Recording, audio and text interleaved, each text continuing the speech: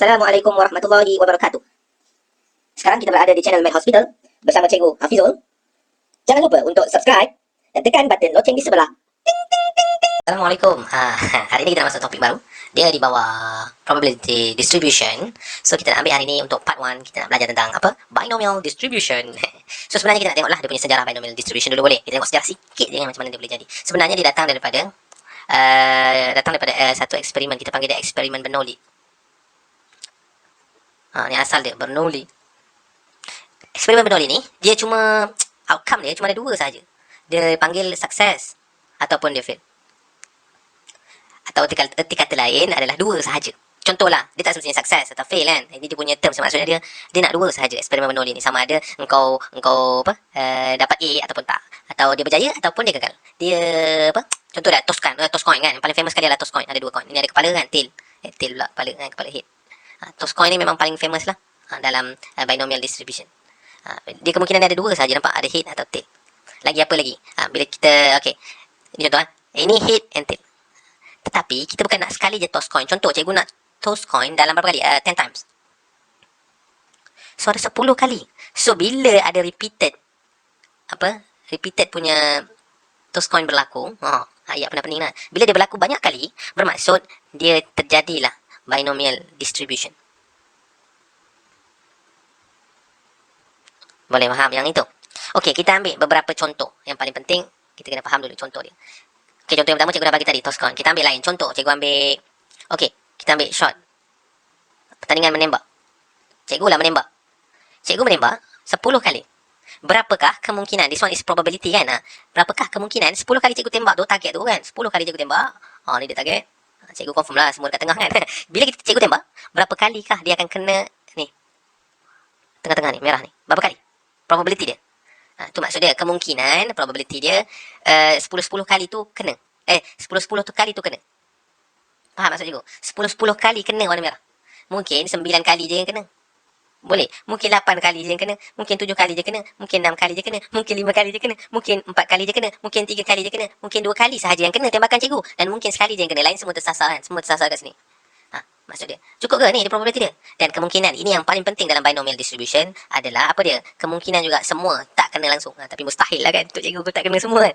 Tapi ini probability dia. Ingat, kosong tu termasuk kemungkinan tak ada satu pun yang kena.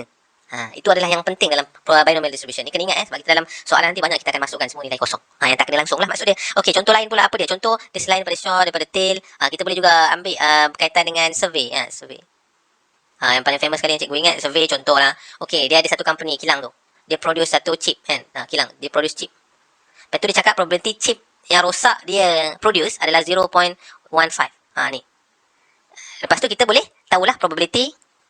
Kena ingat betul-betul probability adalah yang paling besar adalah 1. So 0.5 bermakna ni defect. Ni contoh lah defect. Yang elok dia berapa? Yang elok dia kita tahu lah 0.85. Yang elok. Okay. Boleh faham sikit? Ini dia punya roughly the introduction of the binomial distribution. Sekarang kita nak tengok betapa pentingnya topik. Cikgu tak ambil binomial lah. Cikgu ambil probability distribution. Betapa pentingnya dia. So sebenarnya penting dia dekat dalam SPM.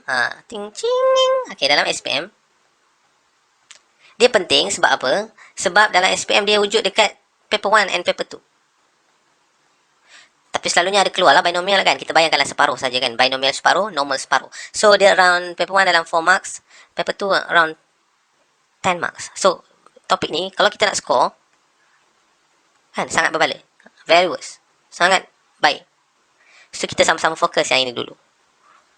So kena tengok betul-betul. Topik-topik lain tu kadang-kadang ada sikit je markah. So ini kena fokus lebih. Jangan pening-pening lagi. Binomial distribution ni senang sangat. Normal pun senang juga lebih kurang kalau faham. So binomial ni lagi dah teramat senang. Soalan SPM pun cikgu sekali jawab je betul semua kan. Semua soalan binomial cikgu jawab, cikgu boleh betul semua. Tapi ada beberapa critical part kan, yang kita kena tahu. Ada satu soalan hot tu. Tapi hot pun jarang keluar kat SPM kan. So kita ready lah untuk trial mungkin kan. Yang lebih susah lah. So binomial distribution ni cikgu boleh bahagikan kepada dua. Apa yang ada dekat dalam dia, isi kandungan dia. First kali kita kena tahu ada satu formula kita kena ingat dan faham. Formula ni janganlah pening pula kan. P, R, Q, N minus R. Ni satu. Dan satu lagi formula ni lah. Dia mean ni bentuk mean mu, NP, ni mean. Yang ni variance, NPQ. Ni N tau, bukan handphone pula. N.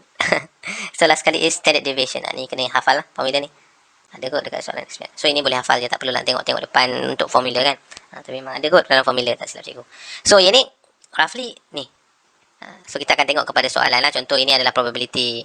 Nampak je bentuk macam ni, dia adalah probability binomial distribution. So si n ni adalah dia punya bilangan n. Bilangan dia yang kita nak uji. Contoh tadi cikgu ambil 10 shot kan. 10 shot maknanya ini akan jadi 10. 10, Allahu Akbar. 10. Contoh ada 10. So cikgu nantilah 10. 10 shot cikgu tadi. Tembak tadi. So R ni ikut kepada kehendak soalan. Contoh dia cakap, soalan cakap 5 saja yang kena. So 5 lah. P ni adalah sukses. Cikgu punya sharp tu, cikgu punya ketepatan tu kita dah tahu dah. Kita agak-agak. Okay, 0.7. Kita punya lawan dia kena hasil dia kena tambah. Tambah, bila tambah je akan jadi 1. Hasil tambah probability adalah 1 kan. So ini adalah yang sukses. Contoh 0.7. Ni bagi contoh dulu lah, bagi nampak sikit. Masuk je ke formula. Q dia tadi 0.3. Dengan 10 tolak 5. Okay, ni bila mana probability X dia nak tadi sama dengan 5. 5 kali yang kena warna merah tadi. Okay, 5 kali yang kena warna merah tadi. So, dia akan jadi macam ni. So, lepas ni kita akan go through dia punya soalan-soalan lah. Okay, kita tengok dulu. Okay, berapa tips yang penting cikgu nak kongsikan dekat sini lah. Tips dia tak banyak lah, tapi penting lah. Yang pertama sekali kena understand. First sekali kita kena understand the storyline. Apa cerita yang ada kat dalam tu. Supaya kita lebih mudah untuk kita nak segregatekan dia, kena pecahkan daripada soalan. Apa itu P, apa dia punya N, apa dia punya kehendak R kan, apa dia punya fail, success, fail, P, R, PQ contoh. So kita kena tahu yang itu. Yang kedua kita kena pandai sekali apa benda, tekan calculator. Yang ni ada banyak masalah lah. Ada orang cakap apa, kita dah elok dah, formula dah elok, tapi bila tekan calculator jadi salah. So kena ambil juga itu sebagai satu benda yang penting. Dan kita punya jawapan kena answer, yang ni kena 4 decimal places. Ni kena ingatlah 0.3456. Dia banyak kepada probability yang beginilah. Probability kan 1 kan. So less than 1 lah banyak. 0.999. Contoh ada banyak lah, semua pakai perpuluhan. So ini kita kena ambil kira juga sebagai kepentingan dalam menjawab soalan ni supaya kita lebih hebat dan mentop kan. Okay. Sekarang kita nak tengok apa pula sekarang ni? Graph of binomial. Sebab apa cikgu cakap penting? Sebab cikgu tengok dalam soalan SPM ada juga soalan dalam paper 1 dia tanya pasal graph of binomial. So kita tak boleh nak abaikan. Tak apa, ini sebenarnya basic saja. Memang baguslah untuk kita belajar. Sebab dia adalah starting kan. So sekarang ni kita tengok benda ni, ada sampai satu graph, rasanya boleh nampak dan faham dengan mudah kan. So kita jawab sekali lah sekejap. Kita buat kerja 2 kali kan. Dua benda dalam satu kerja, 2 kali pula kan. Sambil menyelam minum air. So kita sama-sama cuba dan tengok. So sekarang ni bila kita tengok kita punya graph ni, kita boleh baca. Bermaksudnya macam ni tau. Kita boleh tulis macam ni. Contoh PX1, contoh PX macam tadi lah. Ini dia contoh lah. Dia menembak 3 kali trial. Ada mungkin kena 1, mungkin kena 2, mungkin kena 3 dan mungkin tak kena langsung. Ni kena ingat lah. So sekarang ni kita boleh buat macam ni. PX sama dengan 0 dulu. Kita start 1 sama dengan berapa? Kat sini dia bagi tahu lah. Ni 0 okay, jadi M/6. Ni contoh lah, kita baca dulu. Kalau PX equal to 1, macam mana pula? Tengok yang 1, 12/7. Ni dah bagi dah. So PX2 yang kena, ni contoh lah. Berapa? 2 adalah 6/27. Dan yang ketiga PX3 yang kena, 3 kali kena. So 1/27. Boleh.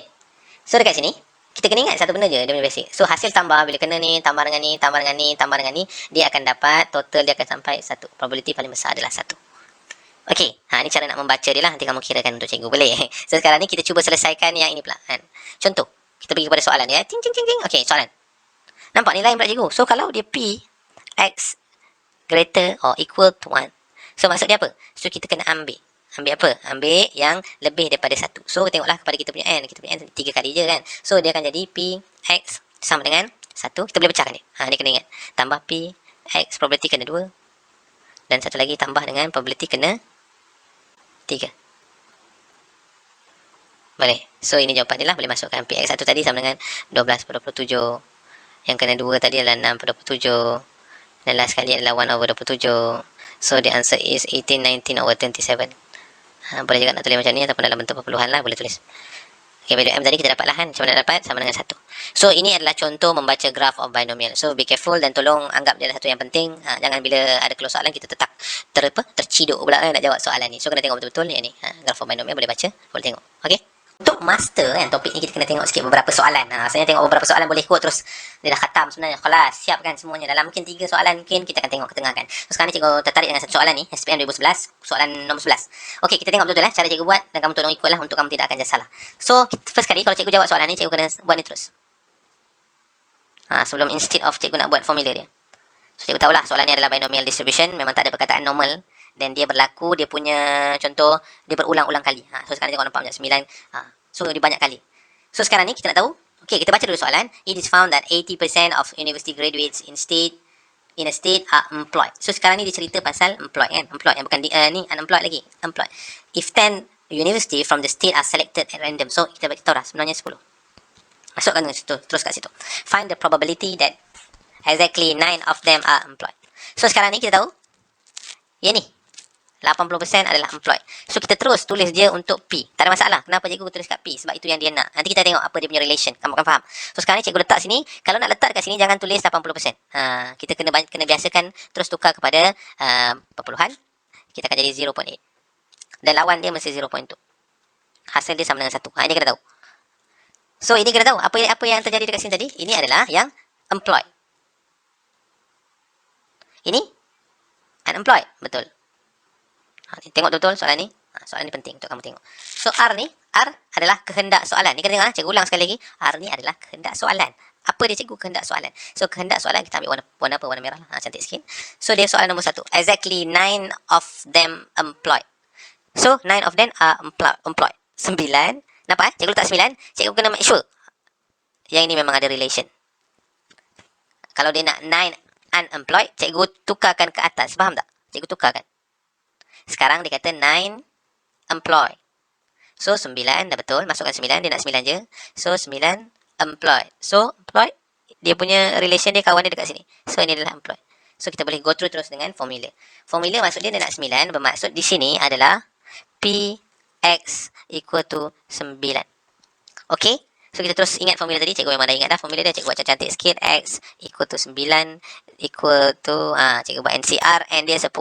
C R berapa? R sama dengan 9. Cikgu masukkan 0.8 kuasa dengan 9.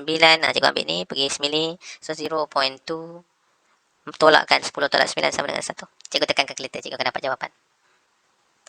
Okay, boleh. Tolong tekan kalkulator. Kalkulator kena tekan betul-betul. Jangan salah tekan. Sebab bila salah tekan, salahlah jawapan kamu. So, kalau cikgu biasakan dengan macam mana? Cikgu start dengan bracket depan, bracket dan terus tulis. Boleh tak sama-sama ambil kalkulator, kita sama-sama tekan. Kan? Bracket 10 C9. Tutup bracket, buka bracket 0.8. Kena kuasa kat dalam, power of 9. Tutup balik bracket 0.2, power of 1. So, dapat jawapan 0, mana putih? 0.268.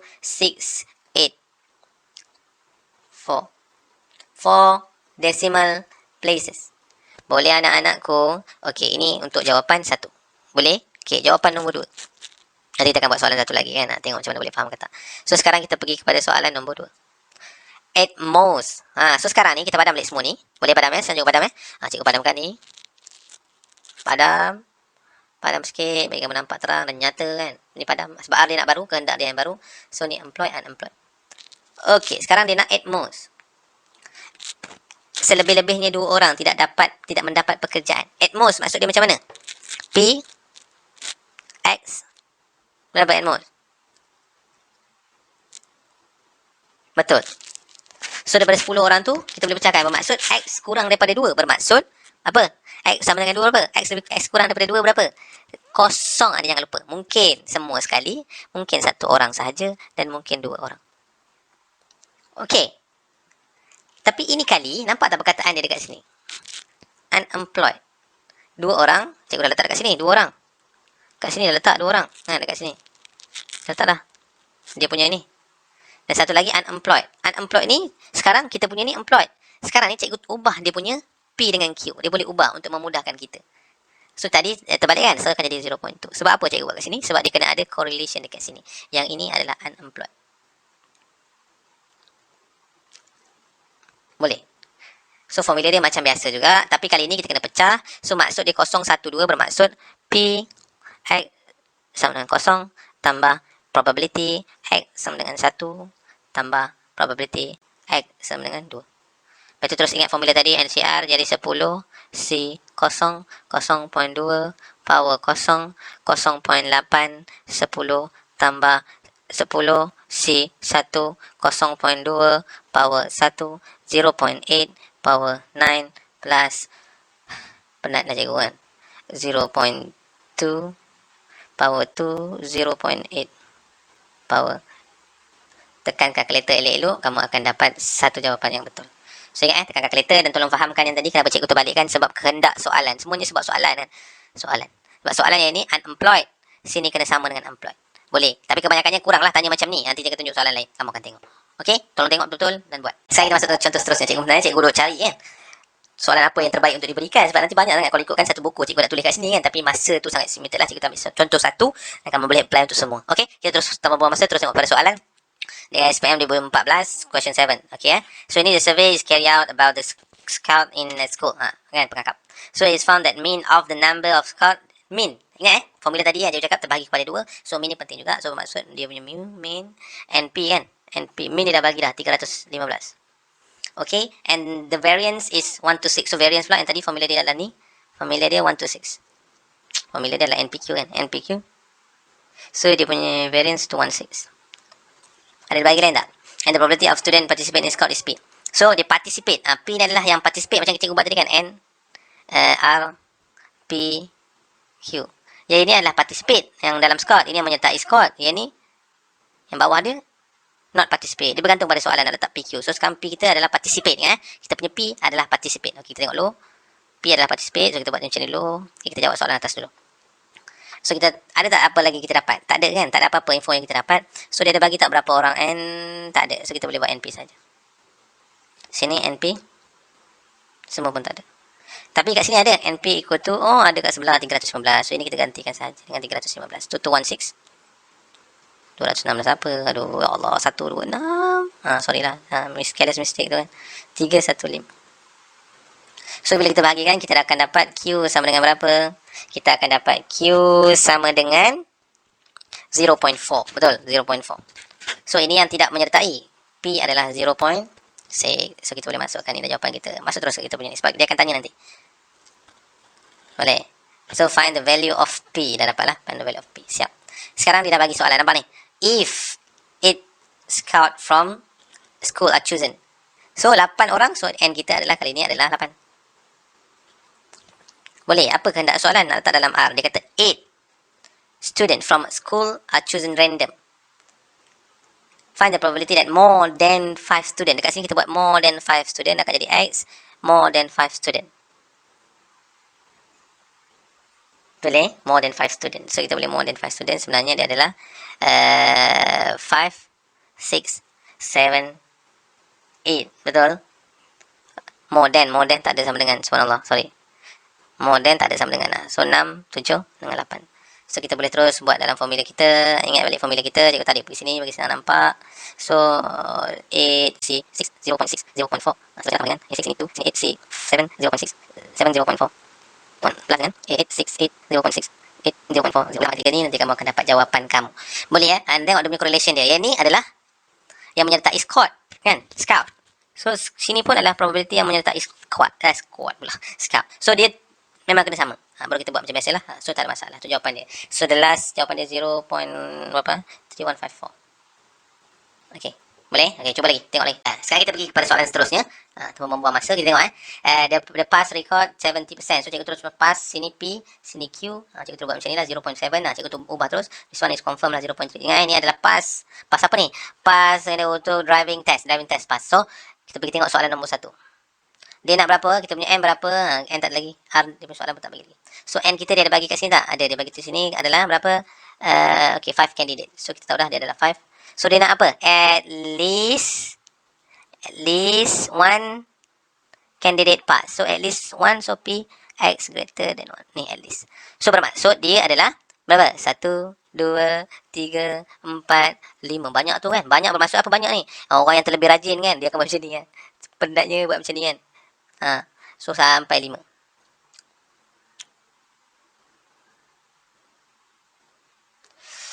Cikgu pun penat tulis benda ni baru kan. P X sama dengan 5. Ni kena pecah lagi jadi NCR tadi. So sangat banyak.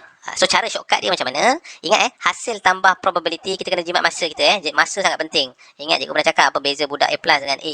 Inilah beza dia. Budak A dia akan jawab macam ni lah 10 minit. Yang ni dia jawab cara shortcut dapat 5 minit. Contoh. Ini dia punya. So kita nak jadi orang budak yang A+ lah.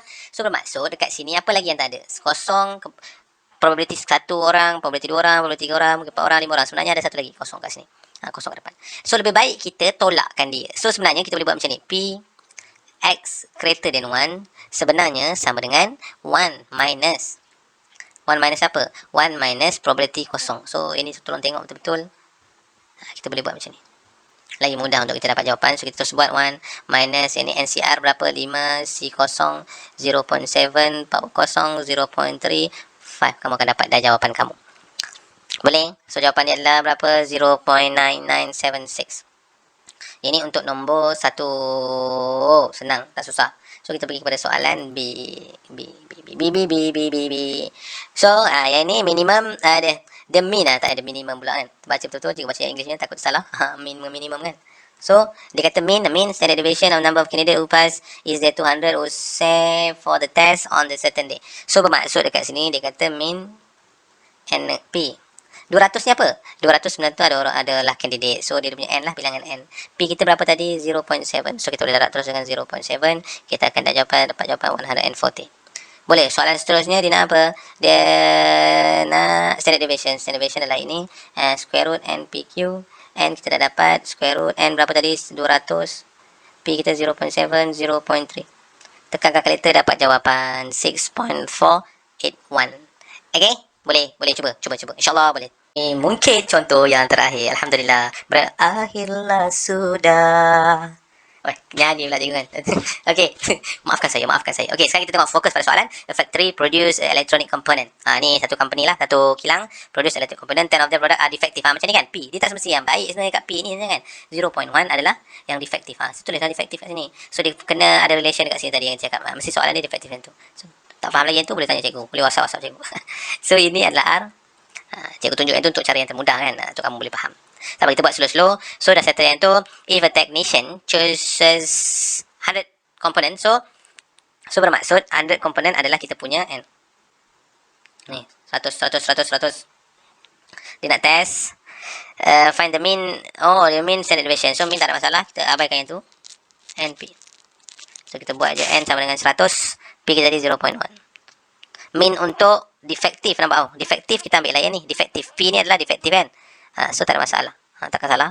Kalau dia tiba-tiba nak mean yang efektif, so kita kena ubah lah. Ambil yang ni pula. So kena faham ayat tu betul-betul. So 0.1 untuk defektif. So dapat jawapan 10. So untuk satu lagi soalan dia nak standard deviation. So square root NPQ. So ini dia dapat square root N tadi 100. P 0.1, Q 0.9. So kita akan dapat jawapan 3. Okay, simple. Soalan nombor 1 senang. So kita pergi kepada soalan nombor 2. Soalan nombor 2 ni cikgu ambil sebab soalan kebat kan sikit kan, tengok. Find the minimum number of component that cikgu padam dulu. That have to be tested, so the probability of obtaining at least one defective. So one defective. So dia memang sini dah, so tak payah ubah apa-apa. So kita stick dengan yang ni. So sekarang dia nak find the minimum number of component. So N yang baru kita tak tahu. Kali ni dia nak cari N. So boleh faham? So dekat sini kita kena tengok component to be tested, so the probability of at least one defected.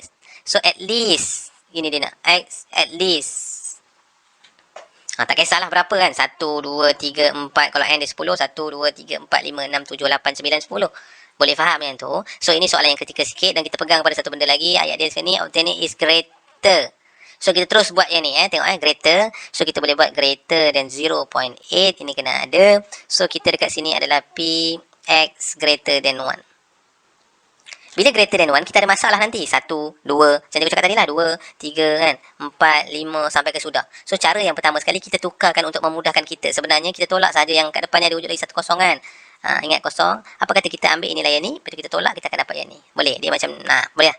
Boleh ya? Cuba 1 minus dengan P X equal to 0. Greater than 0. So kita boleh buat. Okay, sama-sama kita buat. Ini kena tengok betul-betul. Cikgu zoom sikit supaya kamu lebih nampak. Okay, kita padam yang ni, tak berguna ni. Okay, dah padam yang tak berguna. So sekarang ni, cikgu, ini inequalities, tolong tengok berhati-hati. Cikgu bawa ke sana, ke sini, sini, ke sana. Lajunya 1 tolak 0.8. Akan jadi 0.2, betul.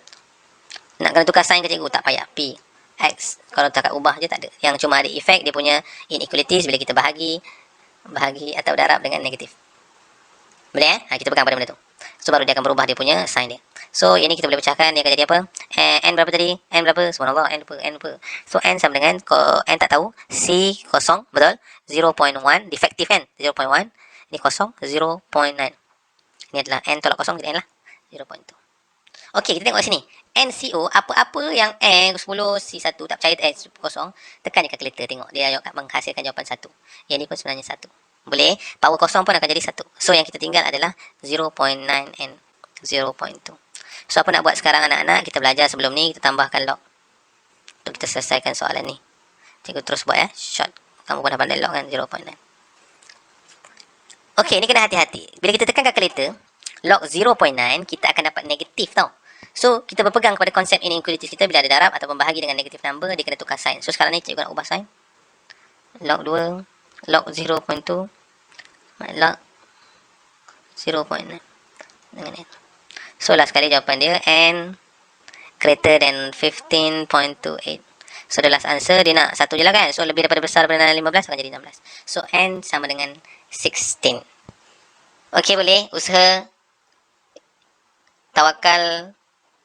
balik, tawakal balik.